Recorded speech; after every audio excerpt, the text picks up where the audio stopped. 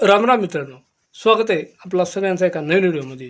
तर भावा बहिणीनो, काल सक्रात झाली आणि आज आहे कर. तर इकडं गावाक कर तळीत आहे.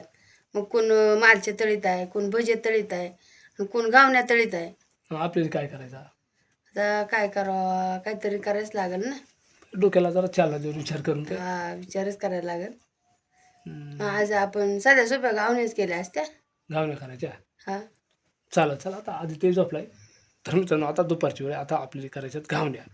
तर मित्रांनो, घावणी हा एक आपल्या गावाकडला एक लय जुना पदार्थ आहे, घावणी. चला आज घावण्या कशा बनवायच्या त्या पाहणार आपण. त्याला आपल्याकडं पेजवळ्या म्हणतात काय बा. तर हे आहे तांदळाचं पीठ. गावण्या म्हणजे शक्यतो तांदळाच्याच पिठाच्या करत्या, दुसऱ्याने काही जे होती. तर हे तांदूळ मी काल मस्तपैकी धुवून येळून आणि उन्हात वाळून घेतलं होतं. वाळून मस्त कडक झालं आणि मग ते गिरणीतून दळून आणलं ती. आणि मग आता आपल्याला याच्या गावण्या करायच्या ती. तर मग आधी या पिठेला मस्त चाळून घ्यायचं. याच्यात कधी कधी कोंडा राहतो का नाही, मग त्या चाळून घ्यायला लागत आहे. ज्या टायमाला मी लहान होतो ना, त्या टायमाला मला लय आवडीचा पदार्थ बरं का हा. मला लय आवडत आहेत ह्या गावण्या. मग आम्हाला काय म्हणजे आई द्यायची करून. तसे आता रामदासला बी आदित्याला आवडत आहे ती. मग चला आता आपल्याला आज ह्या गावण्या करायच्या ती. सणावाराच्या निमित्तानं भेटतात करा आहे का नाही? हा, शक्यतो आपण सक्रातीला म्हणजे करतोय. कवाय करतात बा, तसं द्या ना तेव्हा. हा, तांदूळ उपलब्ध राहतं तिथं आपल्याला ना. ताजा पीठ आपण ना याच्यात काढून घेऊ. लागेल तेवढं आपल्याला जशा माणसांच्या वाटीच्या करायची तेवढं. तर आपल्याला ही पिठाची चाचणी करायची. कसं करायचं त्या. तर आता मी 2-3 वाटे पीठ घेतलं याच्यामध्ये आणि थोडंसं चवीनुसार मीठ टाकून घेऊ. मग असं मिक्स करून घ्यायचा आणि थोडा पाणी टाकायचा. ह्या गावण्यातली पीठ आहे ना, लय घट नाही करायला लागत आणि लय पातळही नाही करायला लागत. एकदम मध्यम असा. तर लय असा गठुळ्या नाही ठेवायच्या, पूर्ण काढून घ्यायचा. ह्या बा असा पाताळ ठेवायचा, लय घट नाही ठेवायचा आणि लय पूर्ण पाताळ नाही, एकदम मिडियम ठेवायचा. गावण्यांचा भांडे ह्या बाजारात भेटत आहे स्पेशल गावण्या करण्यासाठी. तर आज आम्ही चुलीवर ठेवून घेतलाय.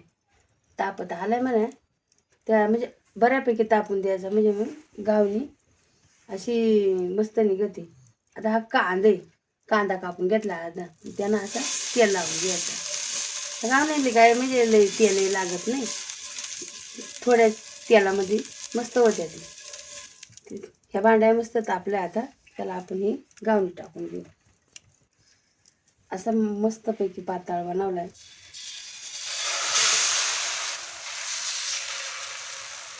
या गोष्टीवरून जुन्या आठवण येतात आहे ना. हा, मग पण पहिली तयवच करायची आहे ना. ह्या भांडी आता निघाल्या ती.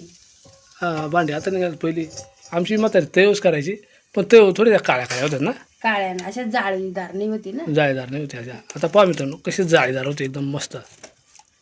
एखादा भांडा नाही तापला तर मग ही फाटू शकते, पण मग भांडा जर व्यवस्थित तापला ना, मग व्यवस्थित निघते.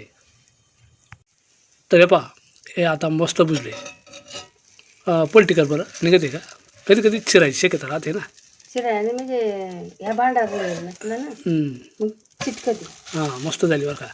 हे पहा, त्या गावण्यांचा भांडे ना जास्त रुळेल नाही, त्याच्यामुळे एवढी जाळीदार नाही आली, पण इकडून मस्त आले ही पा. तर मी परत सांगते, ह्या असा पाताळ करायचा. याच्यात आपण कोथिंबीर, हिरवी मिरची टाकली ना तर लय भारी होती आणि मग तेव्हा अशी जाळीदार होती. तर पहा ही किती मस्त झाली. फार मोडली नाही, काहीच नाही, एकदम जाळीदार. तर मग एकदा तवा चांगला रुळला ना तर मस्त मस्त होते. होती. आणि याला काय तेल जास्त नाही लागत.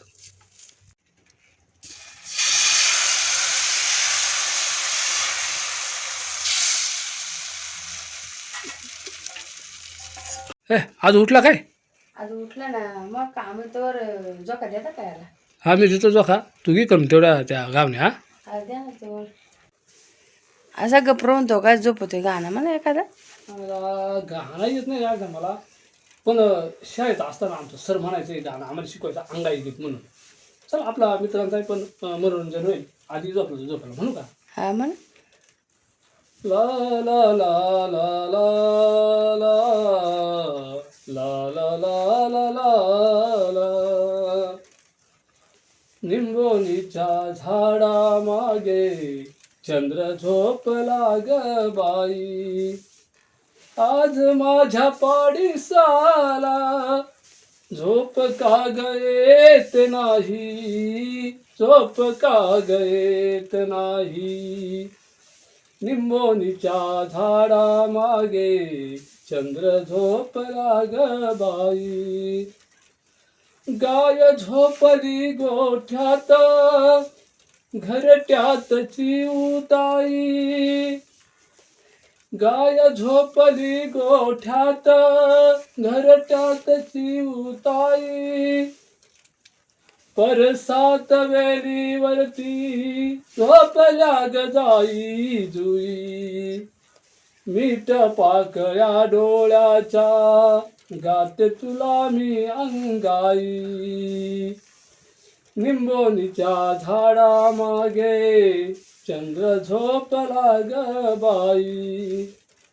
आज माझ्या पाडीसाला झोप का ग येत नाही, झोप का ग येत नाही. ला ला ला ला ला ला ला ला ला ला ला. तर मित्रांनो, ही एक गावाकडली अति जुनी आणि पारंपरिक रेसिपी आहे. किती झालं ह्या? असतील 9-10. मस्त जाळीदार झाले आहे ना, अशी छिद्र छिद्र पे. आणि अजून किती होतील? अजून होतील 7-8 होतील अजून. एकदम डोसा नाही का तो पहिला का तो डोसा हा मग पहिले खाय नाही ना खायचं नाही. तसंच, पण त्याच्यापेक्षा चवदार आणि जाड राहते नाही का. हा त्याच्याबरोबर जर नारळ चटणी असली तरी भारी लागते आहे ना. लय भारी. थोडीशी खाऊन पाहू का? खा ना बरं, आळणी खराट काही. बरं खाऊन पाहिजे मित्रांनो.